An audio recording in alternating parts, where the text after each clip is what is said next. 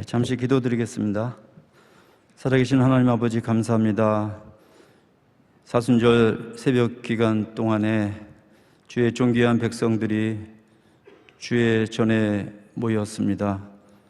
귀하신 성도님들 앞에 말씀을 전할 때 오직 성령께서 말씀하여 주옵시고 우리가 꼭 필요한 말씀을 들을 수 있도록 성령께서 주장하여 주시옵소서.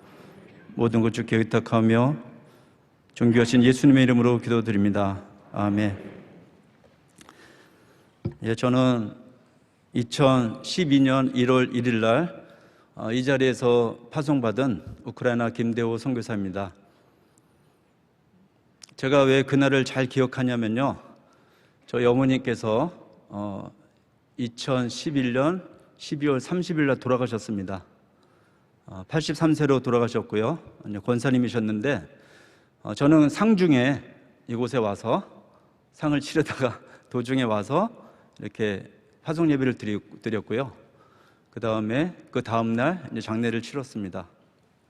원래 3일장을 치러야 되는데 파송 예배가 있어서 제가 4일장을 치렀는데 그것이 중요한 것이 아니라 그때 저는 생각했습니다. 파송 받으면서 천국에서 우리 어머님이 이 모습을 보면서 얼마나 기뻐하실까. 할렐루야. 얼마나 그 영혼은 천국에 계시지만 평생을 새벽기도 하신 저희 어머니께서 얼마나 기뻐하셨을까 생각하면서 저는 눈물을 흘렸습니다. 사랑하는 여러분, 왜 제가 명성교회에 이렇게 파송 선교사가 됐는지 저는 모릅니다. 하나님의 은혜인 줄로 믿습니다. 근데 사실 생각해 보니까, 설교하기 준비하기 전에 제가 생각해 보니까 이유가 있더라고요. 그 말씀드리겠습니다. 연관성을 말씀드리면요, 첫 번째는 제가 1992년도에 삼성에서 지역 전문가로 모스크바에 파견되어 있었는데요. 그때 93년도 부활절 그 성회, 우리 원로 목사님께서 오셔가지고 모스크바에서 집회하셨습니다. 할렐루야.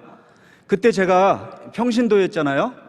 저 뒤에 앉아 있었는데 어떻게 설교하시는가 이렇게 아주, 그때 40대셨잖아요. 원로 목사님께서 멋있는 하얀 양복 입으시고 이렇게 말씀 전하시는데 저는 그때 당시는 명성교회 유명하지 않았지 않습니까? 근데 그 말씀을 들으면서 야, 저분 대단하시다.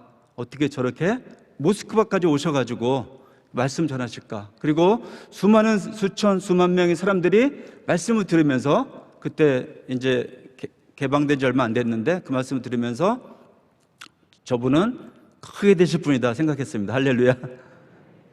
그리고 제 마음속에는 어떤 믿음이 있었어요. 그 믿음이라는 것은 마음 깊은 곳에 있었는데 아마도 언젠가는 제가 저분을 만날 일이 있을 것이다 속으로 생각했습니다.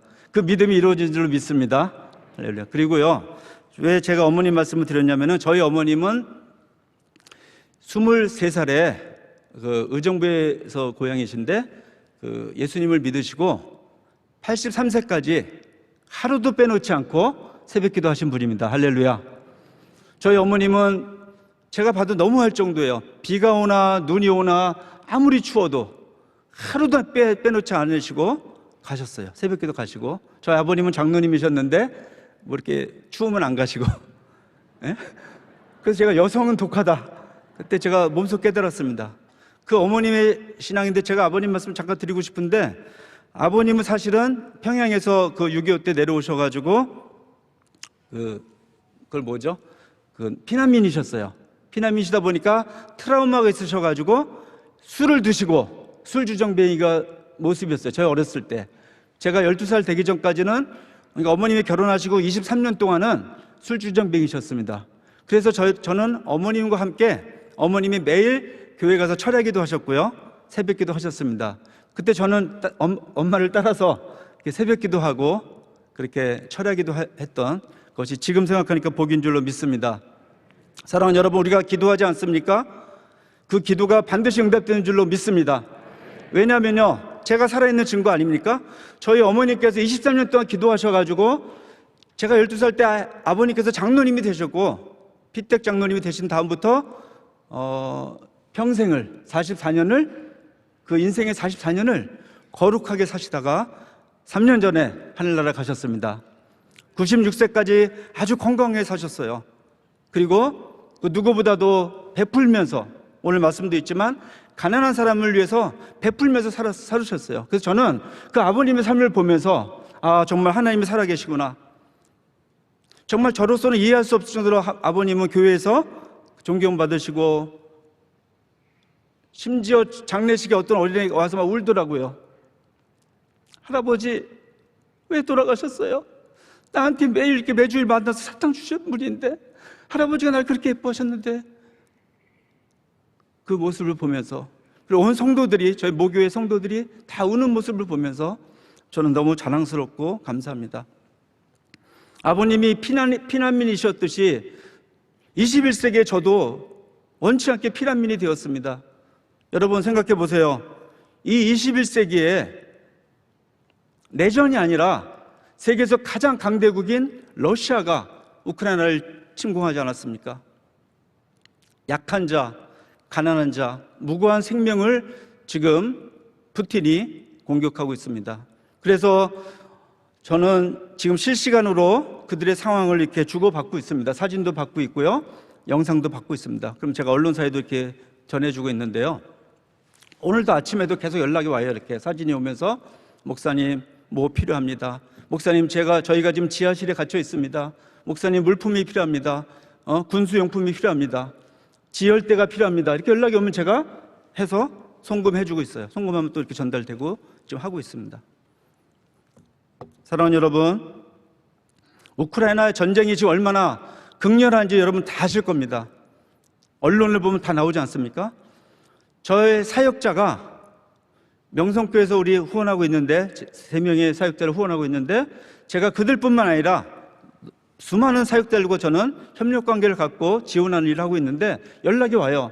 목사님, 이것은 전쟁이 아닙니다. 이것은 전쟁이 아니에요. 이것은 제노사이드예요. 이것은 대학살이지 전쟁이 아닙니다 하고 이렇게 연락이 옵니다.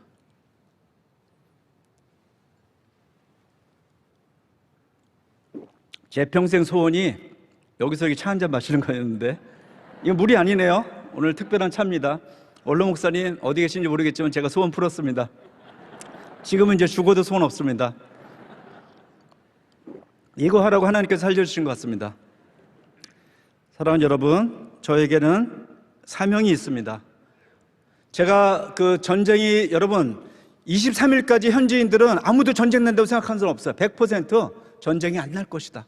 제가 전쟁 날 거냐고 물어보면요, 현지인들 뭐라 그러는지 아세요? 푸틴이 바보가 아닌 한 전쟁은 일어나지 않는다 그랬습니다. 여러분, 근데 전쟁이 일어났습니까? 안 일어났습니까? 푸틴은 바보입니다. 전쟁을 했잖아요. 인류의 문명사 역사 속에서 가장 실패한 사람이 되었습니다. 그의 가문은 대대로 이제 망했습니다. 왜? 오늘 말씀도 있지 않습니까? 가난한 사람을 학대하는 자, 그를 지으신 이를 멸시하는 자라고 그랬습니다. 여러분, 가난한 자가 뭡니까? 가난한 자가 누굽니까? 약한 자가 가난한 자 아닙니까? 그죠? 가난한 자는 곧 약한 자인데, 약한 자를 멸시하는 사람을 하나님께서는 그대로 두지 않으신 줄로 믿습니다. 왜 그가 그렇게 했습니까? 그의 욕심 때문 아닙니까? 욕심이 잉태한 즉 죄를 낳고 죄가 장성한 즉 사망에 이른다고 하나님께서 말씀하셨기 때문에 저는 곧 하나님께서 그를 징벌하실 줄로 믿습니다. 어떤 방법일지 저는 몰라요. 그러나 분명한 것은 하나님 말씀이기 때문에 저는 선포합니다. 저는 두렵지 않습니다. 선포합니다. 그럼 왜 그가 우크라이나를 침공했을까요? 여러 가지 이유가 있겠지만 많은 사람들이 이렇게 얘기해요. 나토 가입을 우크라이나가 원했기 때문에 침공했다 이렇게 말하는데, 제가 보기엔 그것은 피상적인 이유입니다. 그것은 표면적인 이유고요. 진정한 이유는 그는 대러시아를 꿈꾸는 야심이 있었기 때문에 그렇습니다. 여러분 생각해 보세요. 러시아의 역사는, 러시아 종교가 러시아의 역사인데 988년에 키예프루스가 블라디미르 대공이 러시아 종교를 받아들이지 않습니까? 그때부터 러시아 민족, 동슬라브 민족의 정체성이 확립됩니다. 그 민족이, 그런데 지금 우크라이나 키이우를 제외하고는 그 역사성이 이렇게 이어지지 않습니다. 그래서 그는 단절된 역사, 자신이 러시아의 대제국, 그것의 뿌리가 바로 키이우에 있기 때문에, 옛날 말로 키예프죠, 있기 때문에 그것을 합병하려고, 그것을 먹으려고 지금 발악을 하고 있습니다. 그런데 여러분, 어디가 종갓집인지 아십니까? 제가 역사를 다시 보니까요, 우크라이나 역사 다시 살펴보니까 우크라이나가 더 그 종갓집인 거예요. 역사적으로 보니까. 왜 그러냐면요, 그 우크라이나, 러시아의 우크라이나의 동슬라브 3국가가 있는데, 러시아, 우크라이나, 벨라루스, 이게 동슬라브 3국가입니다. 그런데 이 동슬라브 3국가의 그 원래 뿌리는 어디냐면요, 민족이 스키타이족이에요. 스키타이족은 어떤 모든 공동체, 부족 연합체였어요. 정치 체제가. 그리고 느슨한 정치 체제를 유지했습니다. 여러분, 제가 우크라이나 살다 보니까요, 우크라이나인들은 민주적인 국가예요. 어떤 독재자를 원치 않고요, 자유를 원하는 나라입니다. 평등을 원하고 있고요, 아주 민주적이고요, 개인주의적인 성향이 있어요. 그런데 저도 러시아 문학을 전공했지만 러시아에서 살아보니까 이 사람들은 굉장히 집단주의적이고, 이 사람들은 전제주의적이고요, 강한 리더십을 원하는 민족이에요. 그런 면에서 종갓집은 우크라이나가 더 맞습니다. 그리고요, 모든 면에서 문화적 민족입니다. 여러분 아시다시피, 우리가 잘 아는, 저도 이제 죄와벌을 좋아해서, 도스토옙스키를 좋아해서 러시아 문학을 공부하게 됐는데, 죄와벌을 지은 그 도스토옙스키의 조상이 바로 우크라이나이고요, 여러분이 음악적으로 잘 아는 차이콥스키, 그분의 할아버지가 바로 우크라이나 사람입니다. 그리고 그 인공위성 스푸트니크를 먼저 발사했는데, 러시아가, 그때 그것의 가장 큰 역할을 한 사람이 바로 세르게이 코랄리오프라는 사람이 바로 우크라이나입니다. 여러분, 우크라이나인들은 문화적이고요, 그 다음에 기술이 있고요, 굉장히 똑똑합니다. 그리고 아름답고 착하고 농업국가고 평화를 사랑하는 유럽의 빵바구니가 되는 그런 나라입니다. 이 사람들이 바라는 건 아무것도 없어요. 그냥 빵을 먹고 수프를 먹고 그냥 노래하고 행복하게 살고 서로 평화를 누리고 있습니다. 제가 우크라이나에서 여러 가지 사역을 했고, 특히 신학교 사역도 7년을 해왔는데, 신학교 기숙사에서요, 서로 간에 싸우는 걸 제가 못 봤어요. 그 정도로 평화로운 민족입니다. 이런 민족을 지금 없애기 위해서 지금 푸틴이 공격하고 있지 않습니까? 사랑하는 여러분, 그의 결말이 어떻겠습니까? 하나님께서, 우리 성경을 보면 뻔히 나와 있지 않습니까? 그 종말은 이미 끝난 거예요. 오늘 말씀의 두 번째 하반절에 있지 않습니까? 그러나 궁핍한 사람을 불쌍히 여기는 자는 주를 공경하는 자니라. 사랑하는 여러분, 지금 우리 모두가 다 어렵습니다. 그죠? 팬데믹으로 어렵고, 사업도 어렵고, 가정도 어렵고, 우리 모두가 사실 전쟁이에요. 비단 우크라이나뿐만 아니라 우리 인생이 전쟁인 줄로 압니다. 그러나 지금 여러분 생각해 보세요. 처음에 전쟁이 일어났을 때 많은 사람들이 생각했어요. 이 전쟁은 3시간이면 끝난다.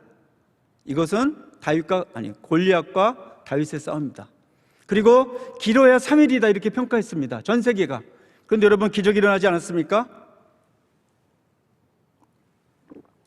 지금 벌써 한 달이 지나도 오히려 전세가 역전되고 있습니다. 왜 그렇습니까?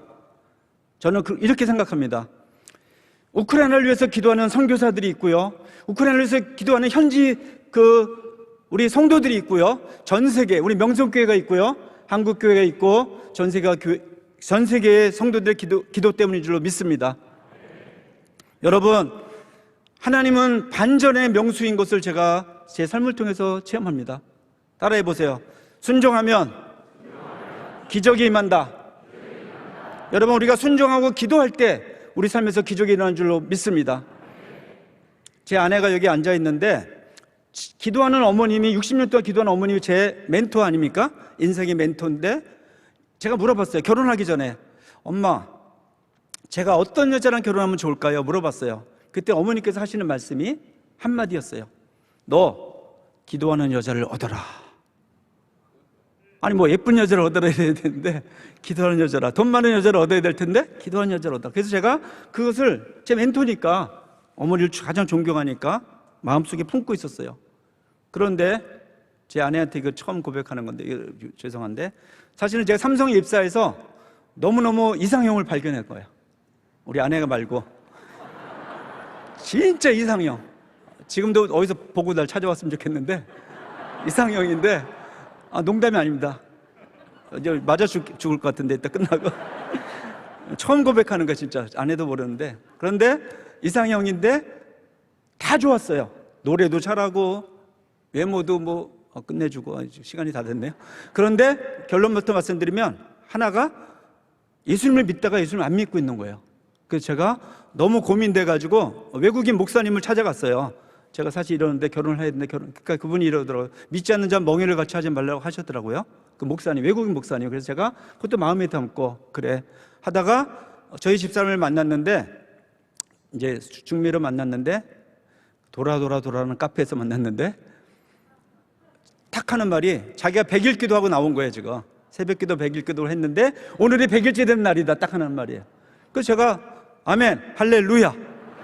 아니, 그리고 제 마음속에, 아니 이거는 느낌이 아니고 감정이 아니고요, 영적으로 갑자기 아담이 하와가 왔을 때 내 살 중에 살이요 뼈 중에 뼈라는 말이 확 떠오르는 거예요. 이 지나가는 거, 영상이. 그래서 그때 정했습니다. 할렐루야. 왜? 기도하는 여자란 말에, 여기 결혼하고 싶으시면 기도하십시오. 그 다음에 손주 보고 싶으시면 기도하십시오. 저는 손주가 둘이 있습니다. 오늘 뭐 시간상 시간이 자꾸만 가는데, 여러분 그 맥스 루케이도라는 미국의 유명한 그 작가가 있지 않습니까? 당신은 특별한 사람이다, 이런 소중한 사람이라는 책을 썼는데, 제 아내가 빌려온 책을 제가 어제 읽었는데, 위로라는 책이 있어서요, 명성도성에서 제가 빌려다 읽었는데, 거기 이런 말이 있습니다. 이걸 나누고 싶고 말씀을 마치고 싶습니다. 우리는 성공을 기뻐하지만 하나님께서는 솔직한 자백을 기뻐하신다 그랬어요. 많은 사람들이 성공을 원해요, 그죠? 성공을 원해요. 그러나 하나님이 우리한테 원하시는 것은 솔직한 자백이래요. 자백. 여러분 마음속에 한번 질문해 보세요. 하나님이 여러분한테 질문합니다. 지금 과연 지금 내가 가장 중요시 여기는 것이 무엇일까? 대부분의 사람들이 자식일 수 있죠, 그죠? 내 자녀가 나보다 더 소중하고, 내가 자녀를 위해서 내 목숨도 내놓을 수 있잖아요, 그죠? 그것 때문에 돈도 버는 거 아닙니까? 내 자녀한테 주는 거 아깝지 않습니까? 그러나 여러분, 좋습니다. 자녀예요. 내 자녀가 지금 우크라이나에 있다고 한번 생각해 보세요.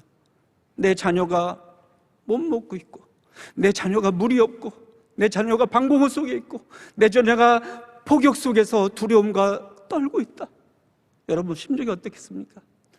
저는 제가 그 전주까지 설교하고 어린아이들 앞에서 너희들 전쟁 두려워하지 않냐 그러니까 아멘 아멘 하고, 어린아이들이, 그런 아이들이 지금 눈에 이렇게 지나가고요, 그 많은 성도들이 지금 같이 있는데, 감사한 것은 아무도 아직 죽었다는 소식 못 들었고요, 다 잘 있고, 피신한 사람도 있고, 지금 거기 키예프 인근에 보로장카라는 지역, 그쪽에 있는 분도 있어요. 제가 사역하던 곳이 러시아 키이우에서 50km 떨어진 지점이 가장 폭격이 심한 지역이고요. 거기에 지금 최근 뉴스를 보니까 이제 탈환됐대요. 이르핀 지역이 탈환됐다고 합니다. 할렐루야. 여러분 기도하기 때문에 그런 줄 믿습니다. 우리 명속교 성도들이 기도할 때 더 놀라운 기적이 임할 줄 믿습니다. 푸틴이 권좌에서 내려올 줄로 믿습니다. 한국 교회가 이 일로 인해서 사실은 부정적인 면도 있지만 하나님의 놀라운 계획은 다른 것 같아요. 지금 유럽이 깨어나고 있습니다. 죽었던 유럽 교회가 다 일어나서 봉사하면서 일어나고 있습니다. 하나님의 세계 교회를 깨우고 있습니다. 우리를 깨우고 있습니다. 근신하라고, 남북한이 깨어나라고, 통일 한국을 내다보고 기도하라고, 준비하라고. 여러분 기도하면 통일될 줄로 믿습니다. 사람이 하는 일이 아니라 하나님께서 하시면 순간적으로 이룰 줄로 믿습니다. 함께 기도하겠습니다. 사랑하는 하나님 아버지, 감사합니다. 이 부족한 자가 우크라이나의 선교사라는 이유 때문에 귀한 이 단에 섰습니다. 담임 목사님이 쓰셔야 할 이 자리인데 제가 성령의 인도하심 따라서 이 자리에 섰습니다. 주여, 오늘 들은 하나님의 말씀대로 우리 자신이 앞으로의 인생에서 어디에다 목숨을 걸고 살아야 될지, 어디다 내 자신을 던져야 될지 생각해보는 시간 될 수 있도록 인도하여 주옵시고, 이 세상에서 모든 어려움을 만날 때라도 두려워하지 않도록 인도하여 주시옵소서. 성령님이 우리 함께 하시기 때문에, 예수님이 우리 함께 하시기 때문에, 하나님이 나의 하나님이시기 때문에, 나의 아버지시기 때문에 어떠한 환난과 상황에서도 두려워하지 않고 담대함으로 나갈 수 있도록 역사하여 주시옵소서. 하나님 아버지, 온라인으로 예배드리는 모든 성도들 축복하여 주옵시고, 전 세계에 있는 우리 명성교회와 관련된 모든 사람들 복의 복을 더하여 주옵시고, 만배의 복을 더하여 주시옵소서. 특별히 새벽에 간절히 하나님을 찾고 부르짖고 앙망하는 주의 종들에게 한없는 복으로 베풀어 주옵시고, 자녀가 잘되고 가정이 잘되게 하여 주시옵소서. 이제는 우리 주 예수 그리스도의 크신 은혜와 하나님 아버지의 무한하신 사랑하심과 성령님의 교통하심과 충만하심이 오늘 말씀을 듣고 이제 하나님 앞에서 솔직하며 하나님 앞에서 단순한 믿음을 가지며 하나님 앞에서 순종할 때 기적이 일어나는 삶을 체험하기를 원하는 지금 예배드리는 모든 성도님들과 온라인상에서 예배드리는 모든 성도님들 가운데, 그 가정 가운데, 자자손손 가운데 함께 하시기를 간절히 축원하옵나이다. 아멘.